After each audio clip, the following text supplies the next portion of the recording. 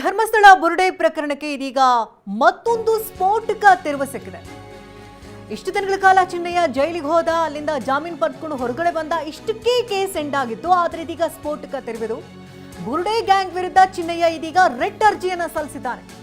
SIT ವಿಳಂಬ ನೀತಿ ಅನುಸರಿಸ್ತಾ ಇದೆ ಅಂತ ರೆಡ್ ಅರ್ಜಿಯಲ್ಲಿ ಉಲ್ಲೇಖ ಕೂಡ ಮಾಡಿದ್ದು, ಷಡ್ಯಂತ್ರಕಾರರ ರಕ್ಷಣೆಗೆ ವಿಳಂಬ ಅಂತ ಆರೋಪಗಳನ್ನ ಮಾಡ್ತಿದ್ದಾನೆ ಚಿನ್ನಯ್ಯ.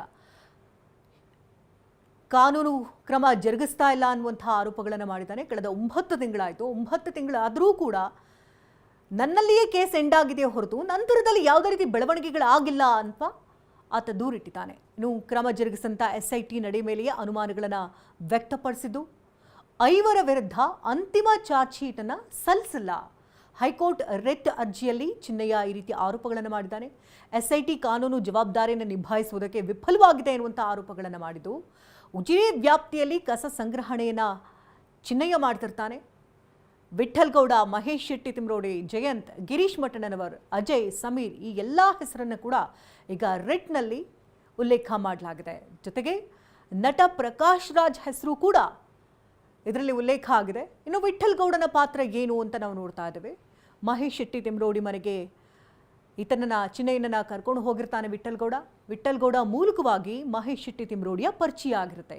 ನಂತರ ಆತನನ್ನು ಕಂಪ್ಲೀಟ್ ಆಗಿ ಲಾಕ್ ಮಾಡಲಾಗಿರುತ್ತೆ. ಯಾವ ರೀತಿ ಹೇಳಿಕೆಗಳನ್ನು ಕೊಡಬೇಕು, ಯಾವ ರೀತಿ ನಡ್ಕೊಳ್ಬೇಕು, ಇದೆಲ್ಲದ್ರ ಬಗ್ಗೆ ಕೂಡ ಆತನಿಗೆ ಟ್ರೈನ್ ಮಾಡ್ತಾರೆ. ಇನ್ನು ಮಹೇಶ್ ಶೆಟ್ಟಿ ತಿಮ್ರೋಡಿ ಪಾತ್ರ ಆ ಬಗ್ಗೆ ಕೂಡ ಈತ ಉಲ್ಲೇಖ ಮಾಡಿದ್ದಾನೆ. ಬುರುಡೆ ಗ್ಯಾಂಗ್ನ ಪ್ರಮುಖ ಆರೋಪಿಯಾಗಿದ್ದಾರೆ ಮಹೇಶ್ ಶೆಟ್ಟಿ ತಿಮ್ರೋಡಿ. ಬುರುಡೆ ಗ್ಯಾಂಗ್ ಅಣತಿಯಂತೆ ನಡೆಯೋದಕ್ಕೆ ಹಣದ ಆಮಿಷವನ್ನ ಮಹೇಶ್ ಶೆಟ್ಟಿ ತಿಮ್ರೋಡಿ ಒಡ್ಡಿರ್ತಾರೆ ಅಂತ ಕೂಡ ಚಿನ್ನಯ್ಯ ಹೇಳ್ಕೊಂಡಿದ್ದಾನೆ. ಇನ್ನು ಗಿರೀಶ್ ಮಠಣ್ಣನವರ ಪಾತ್ರದ ಬಗ್ಗೆ ಕೂಡ ಹೇಳಿದ್ದಾನೆ. ಚಿನ್ನಯ್ಯನಿಗೆ ತಲೆ ಬುರುಡೆ ತಂದುಕೊಟ್ಟಿದ್ದೇ ಗಿರೀಶ್ ಮಠಣ್ಣನವರ್ ಅಂತ ಚಿನ್ನಯ್ಯ ಉಲ್ಲೇಖ ಕೂಡ ಮಾಡಿದ್ದಾನೆ. ಬೆಂಗಳೂರಿನ ಸ್ಯಾಟಲೈಟ್ ಬಸ್ ಸ್ಟ್ಯಾಂಡ್ನಲ್ಲಿ ಜಯಂತ್ ಸಂಪರ್ಕಕ್ಕೆ ಬರ್ತಾರೆ. 30ರಿಂದ 35 ವಿಡಿಯೋಗಳ ಕೂಡ ರೆಕಾರ್ಡ್ ಮಾಡಿಸ್ತಾರೆ ಗಿರೀಶ್ ಮಠಣ್ಣನವರ್.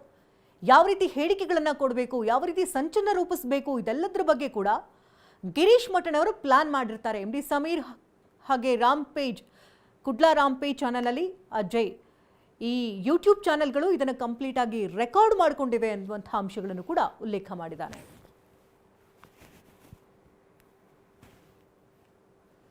ಇನ್ನು ವಕೀಲ KV ಧನಂಜಯ್ ಪಾತ್ರದ ಬಗ್ಗೆನೂ ಕೂಡ ಆಯ್ತಾ ಉಲ್ಲೇಖ ಮಾಡಿದ್ದು, ಸುಪ್ರೀಂ ನ್ಯಾಯಮೂರ್ತಿಗಳ ಮುಂದೆ ಬುರುಡೆ ರಹಸ್ಯವನ್ನ ಪ್ರಸ್ತಾಪ ಮಾಡಲಾಗಿದ್ದು, ಬುರುಡೆ ವಿಷಯವನ್ನ ಬೆಳ್ತಂಗಡಿಯಲ್ಲಿಯೇ ಮುಂದುವರಿಸುವಂತೆ ಅವರು ಸೂಚನೆಯನ್ನು ಕೊಡ್ತಾರೆ. ಯಾವುದೇ ಕಾರಣಕ್ಕೂ ಕೂಡ ಬುರುಡೆಯನ್ನ ಕೋರ್ಟಿಗೆ ತೆಗೆದುಕೊಂಡು ಹೋಗಬಾರ್ದು ಅಂತ. ಇನ್ನು ಯೂಟ್ಯೂಬರ್ಸ್ ಪಾತ್ರದ ಬಗ್ಗೆ ಕೂಡ ಉಲ್ಲೇಖ ಆಗಿದೆ. MD ಸಮೀರ್ ಹಾಗೆ ಅಜಯ್ ಅಂಚ್, ಈ ಇಬ್ಬರ ಪಾತ್ರ ಏನಾಗಿತ್ತು, ಅವರ ಯೂಟ್ಯೂಬ್ ಚಾನೆಲ್ಗಳಲ್ಲಿ ಯಾವ ರೀತಿ ಷಡ್ಯಂತ್ರವನ್ನ ಹೆಣೆದು ಒಂದು ವಿಡಿಯೋಗಳನ್ನು ಮಾಡ್ತಿದ್ರು ಅನ್ನೋದ್ರ ಬಗ್ಗೆ ಕೂಡ ಉಲ್ಲೇಖ ಮಾಡಲಾಗಿದೆ.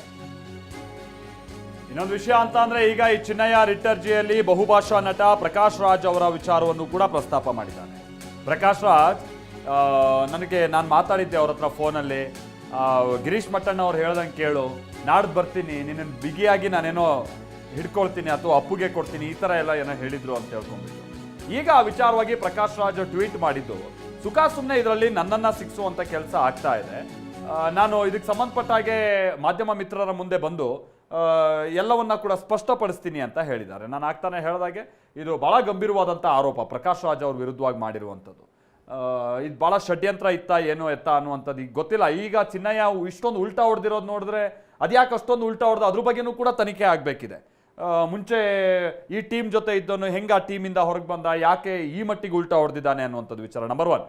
ಆಮೇಲೆ ಈತ ಮಾಡಿರುವಂಥ ಕೆಲ ಆರೋಪಗಳಂತೂ ಸತ್ಯಕ್ಕೆ ಹತ್ರವಾದಂಥ ರೀತಿಯಾಗಿದೆ. ಈ ಸಮೀರ್ ವಿರುದ್ಧವಾಗಿ ಮಾಡಿರುವಂಥ ಆರೋಪ ಬಹುಶಃ ಕಾಮನ್ ಸೆನ್ಸ್ ಇರುವಂಥ ಯಾವ ಜರ್ನಲಿಸ್ಟ್ ಆದರೂ ಆ ರೀತಿಯಾದಂಥ ರಿಪೋರ್ಟ್ ಮಾಡಲ್ಲ. ಆತ ಮಾಡಿದಂಥ ರಿಪೋರ್ಟ್ಗಳನ್ನು ನಾವು ನೋಡಿದ್ರೆ ಅಲ್ಲಿ ಏನೋ ಆರೋಪ ಅನ್ನುವಂಥದ್ದಿಲ್ಲ, ಮತ್ತೊಂದಿಲ್ಲ, ಎಲ್ಲ ಈತನೇ ನೋಡ್ದಂಗೆ, ನಾನೇ ನೋಡಿದ್ದೀನಿ ಇವ್ರಿಗೆ ಮಾಡಿದ್ದಾರೆ ಅನ್ನೋ ಥರ ಆತ ಮಾಡಿದಂಥ ಕೆಲ ರಿಪೋರ್ಟ್ಗಳಿತ್ತಲ್ಲ, ಅದು ಸಹಜವಾಗಿ ಇವ್ರದ್ದೇನಾದ್ರು ಷಡ್ಯಂತ್ರದ ಭಾಗ ಅನ್ನುವಂಥ ರೀತಿಯಾಗಿತ್ತು. ಅಫ್ಕೋರ್ಸ್ ಆತ ರಿಪೋರ್ಟ್ ಮಾಡಲಿ, ಮತ್ತೊಂದು ಮಾಡಲಿ, ಬಟ್ ಒಂದು ಆರೋಪನೋ ಮತ್ತೊಂದು ಕೇಳ್ಪಟ್ಟೆ ಈ ಥರ ಏನೂ ಇರಲಿಲ್ಲ, ನಾನೇ ನೋಡಿದ್ದೀನಿ ಅನ್ನೋ ರೀತಿಯಾಗಿತ್ತು.